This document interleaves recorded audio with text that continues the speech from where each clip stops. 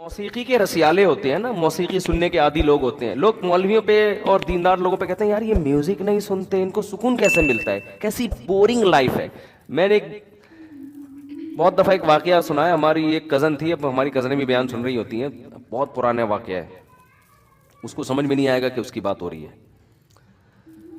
تو تھوڑا سا ان کا لائف اسٹائل ذرا لگژری تھا, تھوڑا سا ماڈرن قسم کے. تو ہمارے گھر میں آئی تو میری جو ہمارے گھر کی خواتین ہیں ان سے کہنے کیسا بورنگ تم لوگ کی زندگی ہے, ایکچولی کیسی بورنگ زندگی, نہ کوئی مووی دیکھ رہا ہے یہاں پہ, نہ کوئی میوزک چل رہا ہے, وہ آرام سے ہمارا تو جوائنٹ فیملی تھی پہلے, بہت پرانی بات ہے.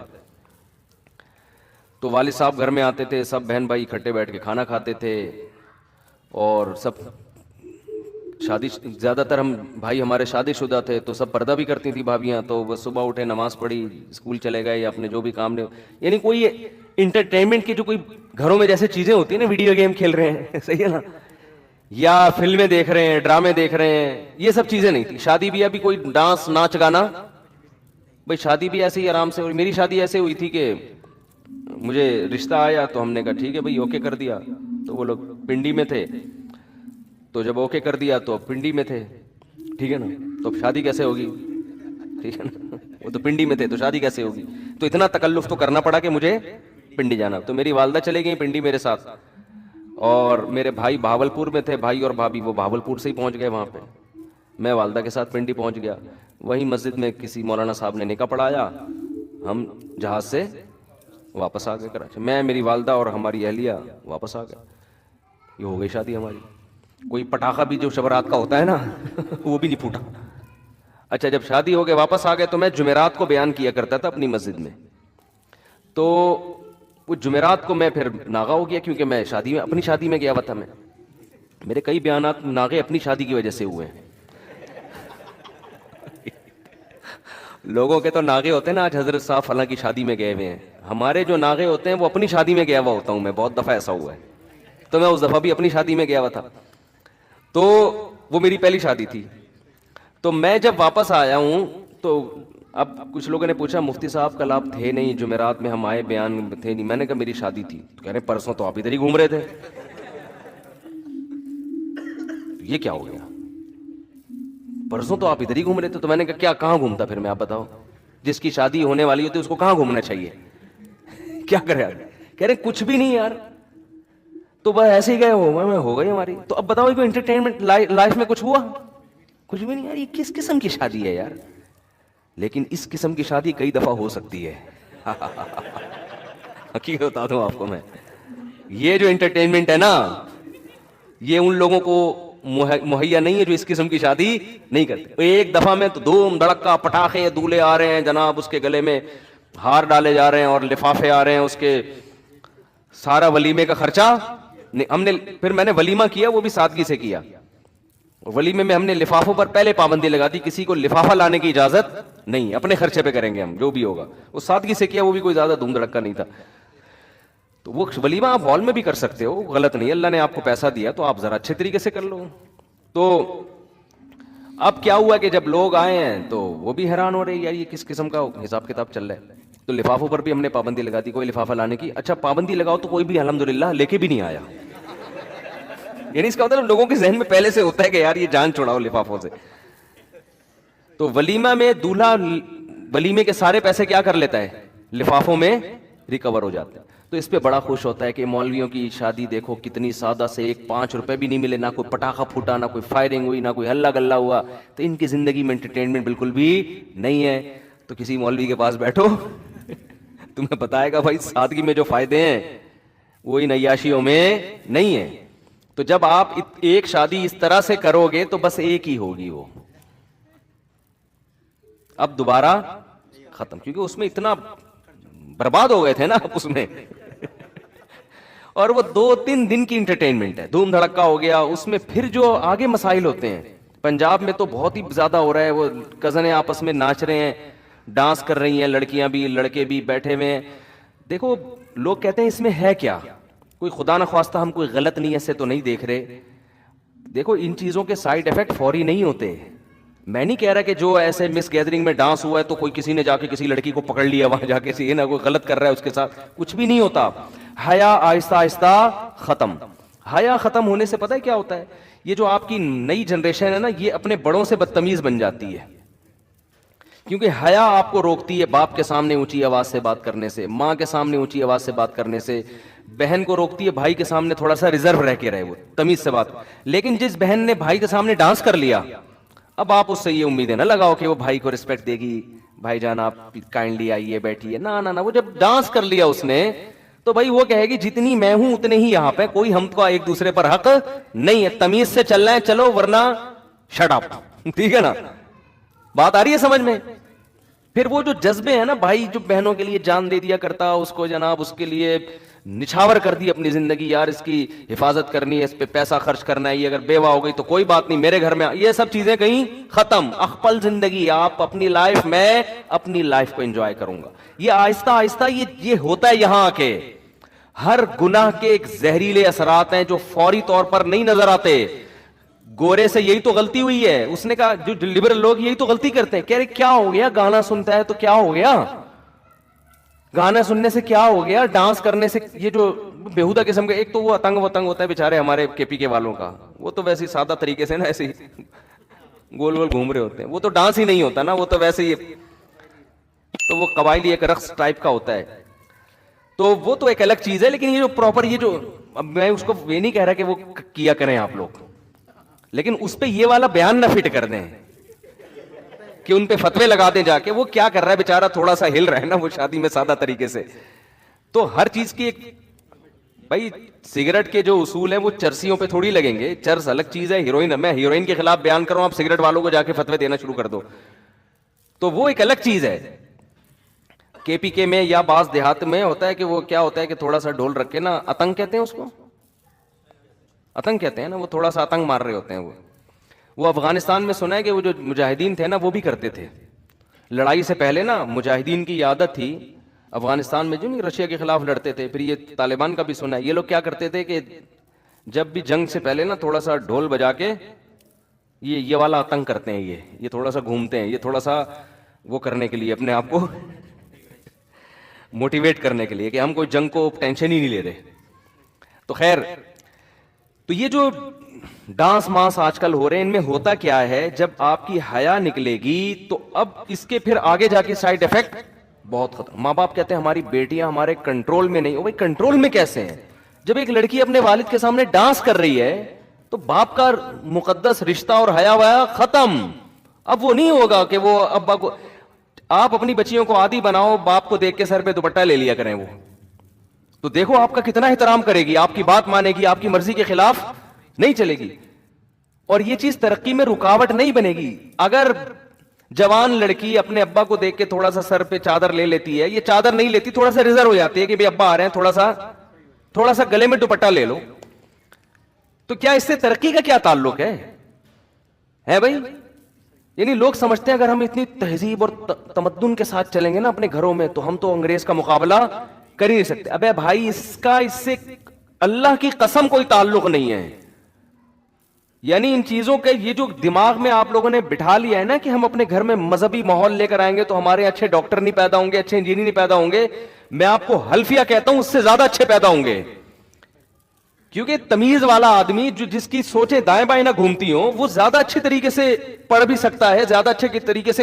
دیکھو جامعۃ الرشید جب سے آیا ہے نا عصری تعلیم میں, ہمارے طلبہ کو جامعۃ الرشید نے جب سے کہا نا کہ ڈاکٹر بھی بنو, انجینئر بھی بنو, ایم بی اے بھی کرو, بی بی اے بھی کرو, یہ سارے ڈگریاں, الحمدللہ جامعۃ الرشید کا رزلٹ دوسری یونیورسٹیوں سے آگے ہے.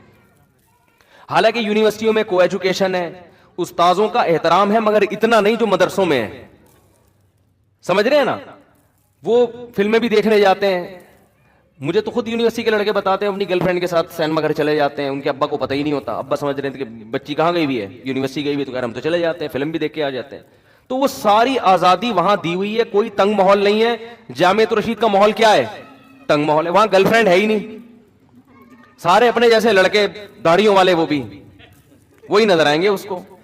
تو کوئی انٹرٹینمنٹ کا ماحول نہیں ہے. لیکن آپ رزلٹ دیکھو, الحمدللہ رزلٹ دیکھو آپ کبھی.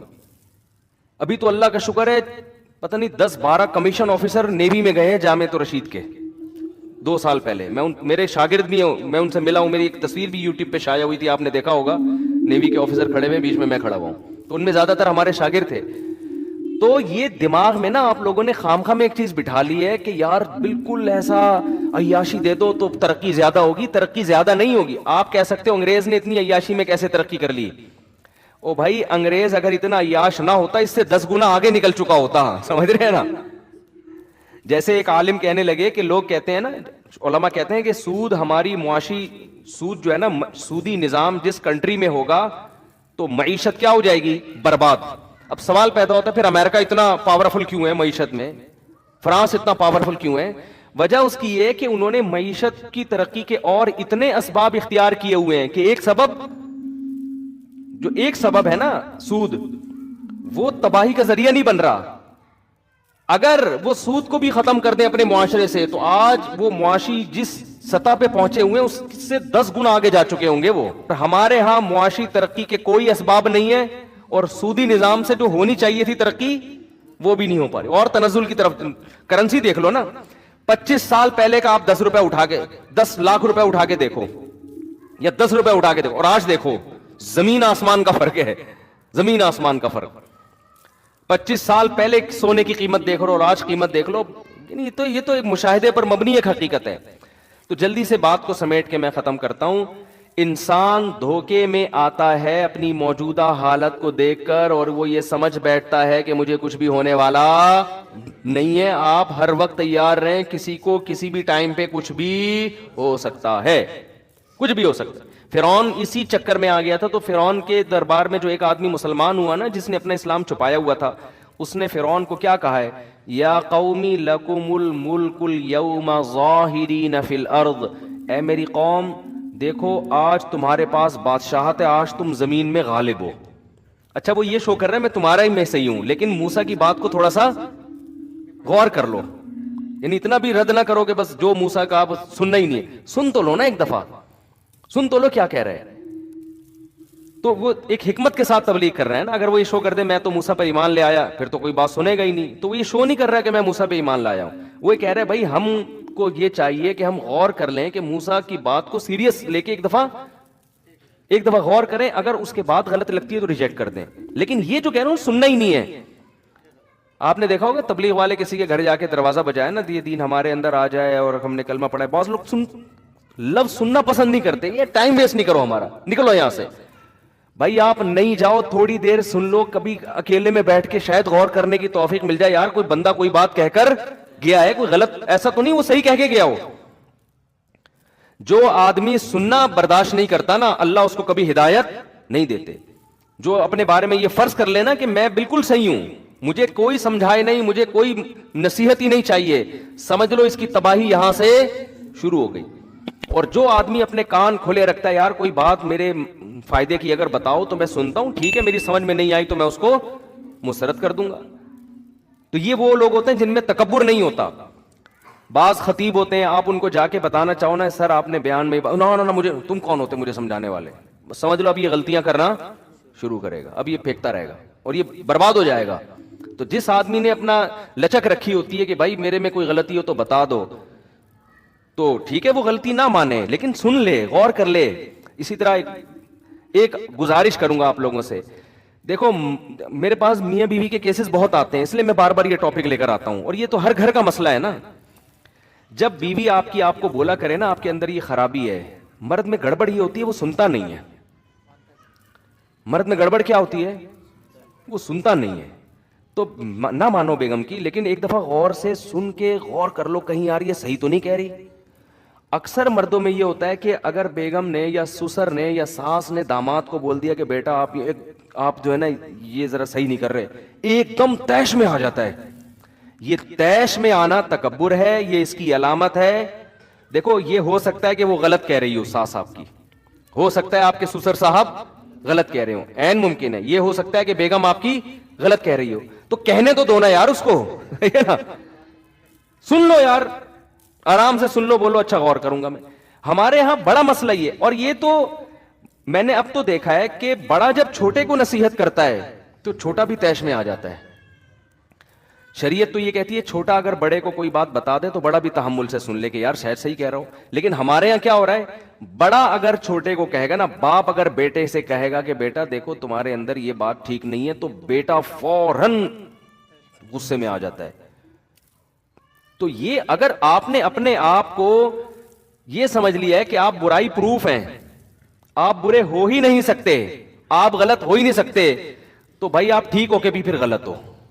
समझ रहे हो ना, अल्लाह की नजर में आप ठीक होके भी क्या हो, बेशक हो सकता है वो बुराई आपके अंदर ना हो, लेकिन जो आप सुनने का आपके अंदर तहम्मुल नहीं है, तो इसकी अलामत है आप क्या हो। देखो हम अपने हिसाब से किसी को देखते हैं कि ठीक है या नहीं, अल्लाह अपने हिसाब से देखता है। मैं आपको एक मिसाल देता हूं, हदीस में आता है नबी सल्लल्लाहु अलैहि वसल्लम ने फरमाया, दो भाई थे पिछली उम्मतों में, एक बहुत परहेजगार था, एक गुनाहगार था। जो परहेजगार जो था ना, वो गुनाहगार को समझाता था, यार तू ये क्यों कर लिया कर, वो सुनता रहता था, अच्छा भाई ठीक है कोशिश करूंगा, फिर ठीक नहीं होता था, लेकिन सुनता था, तकब्बुर में नहीं आया कि तू कौन होता है मुझे समझाने वाला है भाई, अच्छा भाई ठीक है। फिर वो उसने कभी किसी दिन कहा तो कहा यार ठीक है यार, अल्लाह माफ कर देगा यार। तो एक दिन बड़ा समझा रहा था छोटे को या दूसरे भाई को, तो इसने कहा कि यार अल्लाह माफ करने वाला है। इसने कहा अल्लाह की कसम खुदा तुझे माफ नहीं करेगा, अल्लाह की कसम खुदा तुझे माफ नहीं करेगा। नबी सल्लल्लाहु अलैहि वसल्लम ने फरमाया, अल्लाह को इतना गजब आया, अल्लाह ने फरमाया ऐनल मुतअल्ली अलल्लाहि अल्लाह यगफिर लि फुलान, मेरे ऊपर कौन कसम उठा के कह सकता है कि मैं मग़फ़िरत नहीं करूंगा। अल्लाह ने दोनों को मौत दी, उसको बख्श दिया जो गुनहगार था, और इसको जहन्नम में डाल दिया अल्लाह ने। आप कह सकते हैं यार एक बात पर सारी नेकियां खत्म हो गई उसकी, बज़ाहिर तो लगता है ना माज़ अल्लाह को ये जुल्म तो नहीं हो रहा। असल बात ये कि उन नेकियों की बेस क्या थी, वो नेकियां तो तकब्बुर की बेस, वो नेकियों की बेस ही गलत थी। वो समझने लगा था कि मैं जो नेक अमाल कर रहा हूं जन्नत वाजिब हो चुकी है, ठीक है ना मेरे लिए, और इस पर जहन्नम। तो जब आपके ये कॉन्सेप्ट ही गलत है, तो इसका मतलब अल्लाह की नजर में वो गुनहगार नेक तो नहीं था, लेकिन आपसे ज्यादा नेक था वो, क्योंकि आपकी नेकियों की बेस ही गलत थी। आपको तो नेकी करनी चाहिए थी, भाई हम अल्लाह को खुश करने के लिए कर रहे हैं, अल्लाह अपने फजल से नेक लोगों को जन्नत में दाखिल करता है, अल्लाह पर लाजिम नहीं है, मैं तो नेक करके भी मैं अल्लाह का शुक्र कहां अदा कर रहा हूं। आपको ये सोच के करना चाहिए था।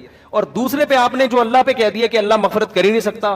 ये इसकी मिसाल ऐसे जैसे कोई किसी से चंदा मांगने के लिए जाए, उसकी मर्जी दे ना दे। एक आदमी किसी सेठ साहब के पास गए जो बड़े सखी थे, जो हर एक को लुटाया करते थे ना, बड़े सखावत, और उनको अपनी सखावत पे बड़ा नाज भी था।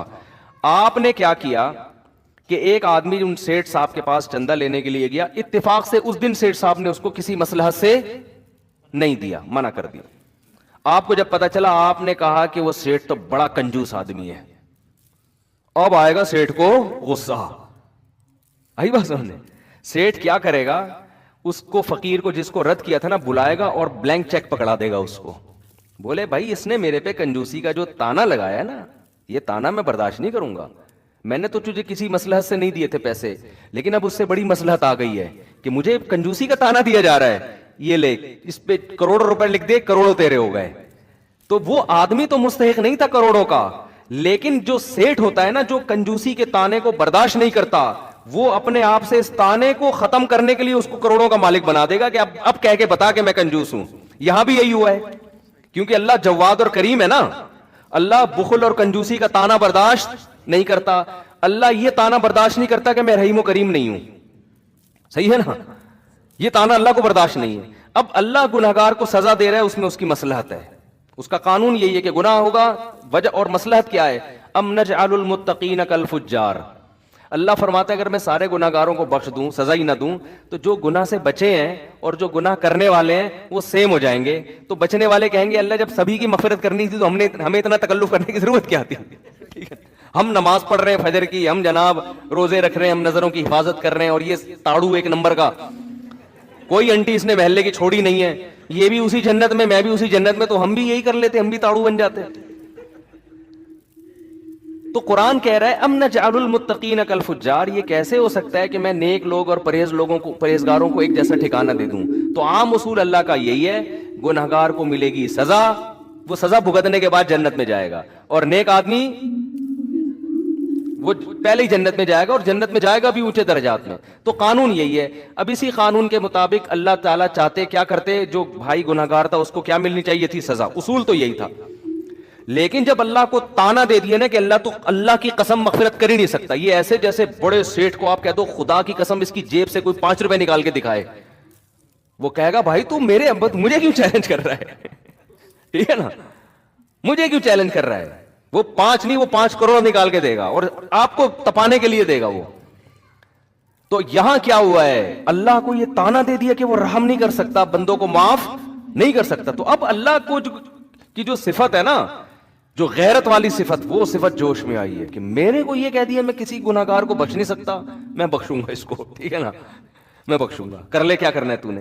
تو وہ غریبی میں اس کی کیا بخشش ہو گئی؟ اس نے آخرت میں بھائی سے گلے مل کے کہے گا یار نیکیاں تو نے کی ہیں، فائدہ کس کو پہنچا دیا؟ تو اللہ بھی کہے گا بھائی تو بخشنے کے قابل نہیں تھا، لیکن ہم نے تو یہ اپنے آپ سے، میں یہ تانے کو بری کرنا چاہتا ہوں کہ میں گناہگار کی مغفرت ہی نہیں کر سکتا. یہ تانا مجھے، جیسے یہودیوں نے کہہ دیا تھا نا، قرآن میں آتا ہے کہ یہودیوں نے کہہ دیا اللہ کے بارے میں، جب نبی صلی اللہ علیہ وسلم ہجرت کر کے مدینہ گئے نا، تو یہودیوں کی معیشت بھی بیٹھنا شروع ہو گئی، کیونکہ لوگ مسلمان ہو رہے تھے، اس طرف آ رہے تھے، تو یہودیوں کے کچے چٹے ختم ہونا شروع ہو گئے. تو یہودیوں نے کہنا شروع کر دیا ید اللہ مغلولہ، اللہ کے ہاتھ تنگ ہے، ایسے ترسا کے دیتا ہے. اللہ کو اتنا غصہ آیا کہ قرآن میں اللہ نے آیتیں نازل کی، وقالت الیہود ید اللہ مغلولہ، یہودی کہتے ہیں اللہ کے ہاتھ بندھے ہوئے ہیں. فرمایا غلت ایدیہم، ان کے ہاتھ اللہ نے باندھ دیے ہیں، یہ کنجوس ہیں. بل یداہ مبسوط، جیسے ہم جب کسی کو تانا دیتے ہیں نا، کوئی آپ کو بولے کہ تو چور ہے، کہ تیرا باپ چور ہے، ہم کہتے ہیں نا، کیا خیال ہے؟ چور ہوگا تیرا باپ، ایسے ہی کہتے ہیں کہ نہیں کہتے؟ اگر تھوڑا غصہ آئے تو آپ بولیں گے میں چور نہیں ہوں، اس کی علامت ہے کہ آپ چور ہیں. کیونکہ جو بالکل چور نہیں ہوتا نا، وہ چوری کا تانا اس کو تھوڑی سنتا ہے. اگر آپ باقی چور وہ چوریاں کرتے تھے، کسی نے آ کے بول دیا یار تم تو چور ہو، تو آپ کہیں گے نہیں ڈرنے لگو، نہیں بھائی میں چور نہیں ہوں، بھائی میں چور نہیں ہوں، ایسے کرو گے نا. لیکن اگر آپ نے زندگی میں کبھی مسجد سے چپل بھی نہیں چورائی، غلطی سے بھی کسی کی چپل پہن کے گھر گئے، چوری کے الزام سے بالکل دور، پھر اگر کوئی آپ کو آ کے کہتا ہے تو چور ہو، تو پھر آپ کو آئے گا غصہ، کیونکہ آپ کی غیرت جاگ اٹھے گی. پھر آپ بولے تیرا باپ چور ہوگا، چور ہوگا، چور ہو گئے، تیرا دادا چور ہے، تمہاری نسلیں، یہ ہوتا ہے نا، ایسا ہی آتا ہے نا. تو اللہ چونکہ جواد اور کریم ہے نا، بہت خرچ کرتا ہے. تو اللہ نے یہودیوں کو صرف یہ جواب نہیں دیا. یہودی نے کہا کہ اللہ کے ہاتھ بندھے ہوئے ہیں، اللہ نے کہا بالکل غلط کہہ رہے ہیں، نہیں، قرآن میں ایسی آیت نازل کرتے ہیں یہ جھوٹ بول رہے ہیں، ایسا بالکل بھی نہیں ہے، غلط بیانی سے کام لے رہے ہیں، میں تو بڑا سخی ہوں، دیکھو میں نے سورج پیدا کیا، میں زمین سے، پھر اللہ اپنی کبریائی بیان کرنا شروع کرتے تو میں نے تو زمین سے یہ چیزیں پیدا کی. نہ نہ، یہ اسٹائل اس موقع پر، یہ انداز بلاغت کے خلاف ہوتا کہ اللہ اپنی نعمتیں گنوانا شروع کر دیتا، یہ بلاغت کے خلاف ہوتا. اللہ نے بتایا کہ مجھے بخل کا تانا برداشت نہیں ہے. کیوں؟ جو جواد اور کریم ہوتا ہے نا بہت زیادہ، وہ کنجوسی کا تانا بالکل بھی برداشت نہیں کرتا، وہ تو غیرت کا مسئلہ بنا لیتا ہے، یہ اس کی علامت ہوتی ہے، اس کو بہت بڑا جرم سمجھتا ہے. یہ دیکھو آپ کسی گورے کو بول دو کہ تو یار بد نظری کرتا ہے، تو آنکھ مٹکا کرتا ہے لڑکیوں کا، وہ کہے گا تھینک یو، وہ کہے گا بھائی آپ کا بہت شکریہ، اب صرف اتنا سا کرتا ہوں میں، کیونکہ ان کے ہاں سے زیادہ ہو رہا ہے، وہ کہیں یہ کیا ہے، اس کو جرم نہیں سمجھے گا. لیکن آپ یا کسی گورے کو زانی کہہ دو، ابے تو شادی کے بغیر کسی لڑکی سے تیرے تعلقات ہیں، کہ میری باڈی ایکچولی میری مرضی، میں جو مرضی کروں، وہ اس کو اتنا بڑا مسئلہ نہیں سمجھتے. لیکن گورے کے سامنے یہ بتاؤ کہ فلاں آدمی اتنا اچھا ہے کہ وہ کہہ رہا ہے بھائی میں تو میری پہ بلیو کرتا ہوں، میں تو شادی کر کے، وہ کہہ کہ چلو یار اچھا بہت تہذیب یافتہ آدمی ہے، وہ ویری گڈ کہہ کے نکل جائے گا بدلی گلی سے، ٹھیک ہے نا، کہ یار چلو اچھا ہے، ایسے لوگ بھی کچھ مارکیٹ میں 2-4 عجائب گھر میں رکھنے کے لیے ہونے چاہیے، ٹھیک ہے، کہ جو بھی شادی پہ بلیو کرتے ہیں، اچھا ہے ہمارے عجائب گھر اس سے چلتے رہیں گے. جیسے وہ چرچوں کے قائل ہیں کہ بھئی ایک قدیم ایک روایات ہیں کہ ایک مذہب کا بالکل ہی عنصر ختم ہو جائے تو ایک تو بالکل ہی روایات ہی ختم ہو جائیں گی نا، تو 2-4 پادری عجائب گھر میں رکھنے کے لیے ہونے چاہیے تاکہ پتہ چلے ہم اصل میں کرسچن ہیں. تو یہ سب چیزیں وہ رکھتے ہیں مینٹین، کہ ہمارا کلچر ختم نہ ہو. ہر اچھی قوم یہ کام کرتی ہے، کلچر کو باقی رکھنے کی کوشش کرتی ہے. تو خیر اب کیا ہے کہ لیکن آپ یہاں کسی پرہیزگار آدمی، کوئی بزرگ ہوں جو ہر وقت بد نظری کے خلاف بیان کرتے ہوں، وہ تو آپ ان کو بولو کہ یہ تاڑو ہے، ابھی زانی بھی نہیں کہا، اس کو ایسا غصہ آئے گا، وہ کیوں، وہ اس جرم کو بہت بڑا جرم سمجھ رہا ہے، تو وہ کہے گا تیرا باپ تاڑو ہوگا تو اپنا ڈی این اے کرا جا کے، تیرے تو نسب پہ مجھے شک ہے، ایسے ایسے تانے دینا شروع کر دے. یہ بلاغت ہوگی اس موقع پر. تو یہ غصہ آنا اس کی علامت ہوگی کہ آپ اس تانے کو ہلکا نہیں سمجھتے. اس موقع پر ہمیشہ نہیں ایسا ہوتا، بعض دفعہ مصلحتاً انسان خاموش رہتا ہے کہ یار لوگ تو بولتے رہتے ہیں، اب ہر ایک کو جواب دیں گے تو مصلحتاً ایک الگ بات ہے، لیکن نارملی جواب کا اسٹائل یہ ہوتا ہے. تو اللہ میاں نے جب یہودیوں نے کہا نا کہ اللہ کے ہاتھ بندھے ہوئے ہیں، تو اللہ نے یہ نہیں کہا کہ نہیں میرے ہاتھ بندھے ہوئے نہیں ہیں، دیکھو میں تو خربوزہ پیدا کیا، میں نے تو کھجور پیدا کی، میں تو اتنا کھلا رہا ہوں، اتنا پلا رہا ہوں صبح شام. نا نا نا نا، اللہ نے جواب دی، کیونکہ اللہ کو یہ تانا پسند نہیں ہے. اللہ نے کیا فرمایا؟ غلت ایدیہم، ان کے ہاتھ بندھے ہوئے ہیں. یہ کنجوس ہے ایک نمبر کے، اور آج بھی کنجوس ہیں یہودی. غلت ایدیہم ولعنوا بما قالوا، اور جو انہوں نے کہا اس پر ان پر لعنت ہے. بل یداہ مبسوطتان، اللہ کے، دیکھو یہودیوں نے کہا تھا اللہ کے ہاتھ، دونوں ہاتھ نہیں کہا تھا، حالانکہ دونوں ہاتھ ہی بندھے ہوئے ہوتے ہیں نا جب کسی کے ہوتے ہیں، لیکن اللہ نے یہ نہیں کہا اللہ کے ہاتھ کھلے ہوئے ہیں، نا بل یداہ، اللہ کے دونوں ہاتھ، کیونکہ ہاتھ کا لفظ ایک پر بھی اطلاق ہوتا ہے، دو پر بھی ہوتا ہے. تو یہ شبہ ہو سکتا تھا شاید اللہ نے ایک ہاتھ پیچھے کیا ہوا ہے، دوسرے ہاتھ سے اپنے بندوں کو دے رہا ہے، تو اللہ نے دونوں کا تذکرہ کر دیا. بل یداہ مبسوطتان، اللہ کے دونوں ہاتھ ایسے کھلے ہوئے ہیں. ينفق کیف یشاء، جیسے چاہتا ہے بندوں پہ خرچ کرتا ہے. کیوں؟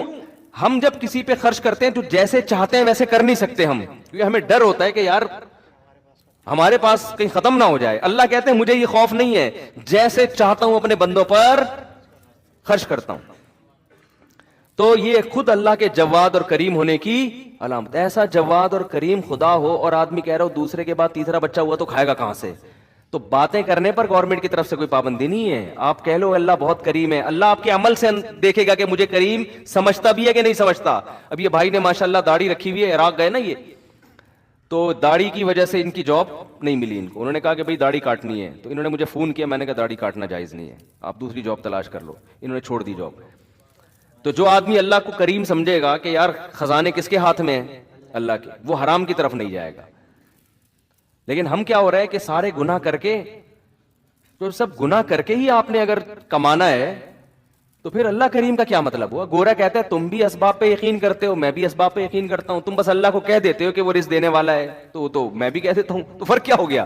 کافر میں مسلمان میں فرق یہ ہے کہ مسلمان اسباب اختیار کرتا ہے روزی کے، لیکن ناجائز کی طرف نہیں جاتا. کیوں؟ وہ کہتا ہے اسباب سے نہیں ہے، رزق دینے والا کون ہے؟ اللہ ہے.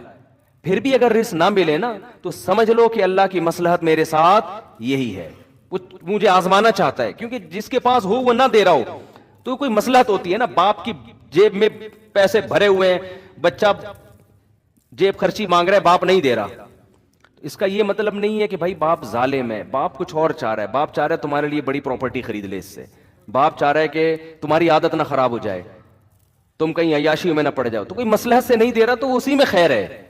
تو بعض دفعہ اللہ کسی کو زیادہ روزی دے دیتا ہے، بعض دفعہ کسی کو تنگ روزی دیتا ہے کسی مصلحت سے. جس کی روزی تنگ کر دی وہ اسی میں خوش رہے کہ اسی میں میری خیر ہوگی.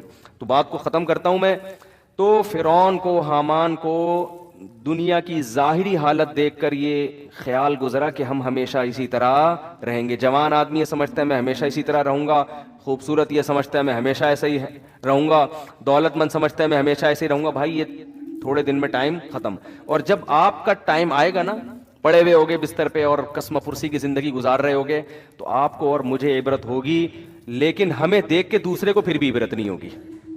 سمجھ رہے ہیں؟ ہمیں تو عبرت ہو جائے گی یار ہم کیا کرتے رہے ہیں، ٹھیک ہے نا، جہاں تو کہیں اور رہے ہیں، تیاری ہم نے کہیں اور کے لیے کی. نظر سوئے دنیا، قدم سوئے مرقد، کہاں جا رہا ہے کدھر دیکھتا ہے. قدم ہے قبرستان کی طرف، دل لگا رہا ہے بحریہ ٹاؤن کے پلاٹوں میں. ابے بحریہ کے قبرستان میں ہی دل لگا لے تو، کیوں؟ وہ تو یقینی ہے نا، بحریہ ٹاؤن جو بھی جائے گا بالآخر وہاں کے قبرستان میں تو جائے گا، تو وہاں کا کی طرف توجہ ہی نہیں ہے. تو شاعر نے کہا ہے، مرقد کہتے ہیں قبر کو، نظر سوئے دنیا قدم سوئے مرقد. تیری نظر دنیا کی طرف ہے، چل کے کہاں جا رہا ہے؟ قبر کی طرف. کہاں جا رہا ہے کدھر دیکھ رہا ہے؟ ایک آدمی کے سامنے گٹر کا ڈھکن کھلا ہوا ہو اور وہ پیچھے دیکھ کے جا رہا ہو تو اگلا کہے گا بھائی جدھر کو جا رہا ہے دیکھ بھی تو ادھر ہی کو نا یا تو ادھر ہی جانا شروع کر دے جہاں کو تو جا رہا ہے. دیکھ پیچھے رہا ہے بلڈنگوں کی طرف نا, خوبصورت بلڈنگ ہے یار زبردست, اور ادھر کو چلتا ہوا جا رہا ہے, آگے گٹر کھلا ہوا ہے. کہہ رہا ہے یار, لوگ کہہ رہے ہیں گٹر دیکھ, کہہ رہے ہیں گٹر وٹر یہ مولوی دکیانوس قسم کے لوگوں کی باتیں, آگے گٹر کھلا ہوا ہے, ڈھکن کھلا ہوا ہے, ادھر گرے گا. یہ پرانے دیکھ کیا لگژری اسٹائل ہے بحریہ ٹاؤن کا یار, وہ دیکھ کیا خوبصورت بلڈنگ, ابے وہ دیکھ یار گاڑی دیکھ, وہ دیکھ بنگلہ دیکھ. تو بھائی تو پھر جا بھی ادھر ہی کو, اپنا رخ چینج کر لے. جب وہ رخ چینج کرنا آپ کے بس میں نہیں ہے تو جدھر جا رہے ہو نا, جب بھی کوئی کہے نا وہ پیچھے مڑ کے دیکھ بحریہ ٹاؤن, بولے آگے گٹر ہے, اتنا دیکھ کہ آگے وہ افورڈ کر سکے. تو جب بھی آئے نا کہ یار یہ بنگلے یہ گاڑیاں, ابے آگے قبر ہے, ٹھیک ہے نا, جا کے آ رہا ہوں. کوئی 40 سال کا ہو گیا, 50 سال کا ہو گیا, 15 سال رہ گئے, 10 سال رہ گئے, اور یہ بھی نہیں پتا ہے. گٹر میں تو پتا ہوتا ہے 3 فٹ کے بعد جا کے گروں گا, حقیقت ہے, تھوڑا احتیاط کرتا ہے, چلو جب قریب پہنچیں گے تو دیکھ لیں گے, لیکن وہاں تو پہلے سے ہی دیکھ رہا ہوتا ہے. تو قبر کا بھائی کچھ نہیں پتا کہ 10 سال لگیں گے, 20 سال لگیں گے, 15 سال لگیں گے, یا کل انا للہ ہو جائے, کچھ پتا. ابھی آج جنازہ آیا دولہا کا, ولیمہ تھا, ایک رات زوجہ کے ساتھ گزاری, ولیمہ جس دن تھا ہارٹ اٹیک سے انتقال ہو. تو کتنا یہ ہوتا ہے. اور یہ تو پھر بھی ایک رات گزاری. میں ایسے دولہا کو جانتا ہوں, ہمارے جاننے والے تھے, دولہا بیوٹی پارلر جا رہا تھا, جس دن نکاح تھا نا اس کا, بارات بیٹھی ہوئی ہے شادی میں, اور وہ بیوٹی پارلر جا رہا ہے بائک پہ اپنے دوست کے ساتھ, کسی کراچی میں, یہ پیٹرول پمپ کے قریب نا, یہ جو نازم آباد پیٹرول پمپ نہیں ہے, یہاں کیا ہوا ہے کہ ایک بائک سلپ ہوئی ہے, پیچھے مزدہ والا سر کو چل کے چلا گیا. کیا گزری ہوگی والدین پر, یار ہمارا بیٹا آج اس کی شادی ہو رہی ہے, دولہا بنا ہوا ہے, دلہن پہ کیا گزری ہوگی, وہ پچ کا ہوا سر آ رہا ہے. تو یہ سب اللہ بچائے ہم سب کو عافیت میں رہا, اللہ سے عافیت مانگنی چاہیے, لیکن یہ سب دنیا میں ہو رہا ہے. اس لیے دل لگانے کا کوئی آپشن ہے ہی نہیں ہمارے پاس. کام سارے کرو, دل نہ لگاؤ. اسلام آپ کو کام سے منع تھوڑی کرتا ہے. بھائی کیوں ٹینشن کیوں لے رہے ہو بھائی, ہو بھی سکتی ہے شادی, ہو سکتا ہے جس دن طے ہو اس سے پہلے انا للہ ہو جائے. ہمارے حضرت فرماتے تھے کہ جس دن میری شادی ہو, ہمارے حضرت کی, تو فرمایا کہ میں, جب جوان آدمی کی شادی ہوتی ہے تو اس کو خوش ہونا تو چاہیے نا اس دن.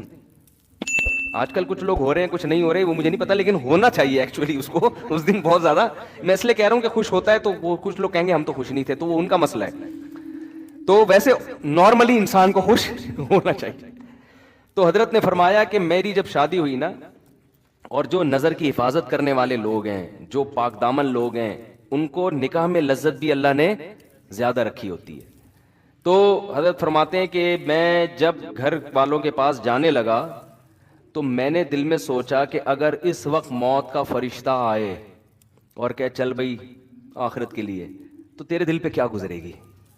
ہے بھائی, آدمی اصولی طور پر شاید ہم جیسے نالائق ہوتے ہیں, ہم کہتے ہیں اللہ 3-4 دن تو مہلت دے دے, اتنے عرصے کے بعد پہلی دفعہ شادی ہو رہی ہے. طارق مسعود صاحب ہوتے تو چلو کوئی مسئلہ نہیں تھا, کئی دفعہ ہو چکی تھی پہلے بھی. ارادہ بھی ایک کا ہو, حضرت کا تو ایک ہی کا ارادہ تھا, ایک ہی کی انہوں نے, وہ تو دوسری کے, وہ تو کہتے تھے یہ جس نے کوئی غم نہ ہو, جیسے کہتے ہیں نا بکری پال لے. تو کیا حالت ہوگی. اور پاک دامن, اور ہمارے حضرت کی صحت بھی بڑی زبردست تھی. میرے شیخ حضرت مفتی رشید احمد صاحب رحمہ اللہ تعالی لدھیانہ کے, پنجاب کے تھے, سب صنوبر کے تنے جیسا ان کا قد تھا ماشاءاللہ, بہت زبردست صحت حضرت کے. جب بھی کئی واقعات ہیں حضرت کے, جب بھی تو نہیں کہہ سکتا, واقعات ہیں. انوار الرشید میں جو ان کی کتاب ہے اس میں لکھے ہوئے ہیں کہ کلائیاں توڑی ہیں پھڈوں کے دوران, ٹھیک ہے نا, پہلوانوں کی کلائیاں توڑی ہیں, تھے دبلے پتلے. تو لیکن جب ان کی لڑائیاں ہوئی ہیں نا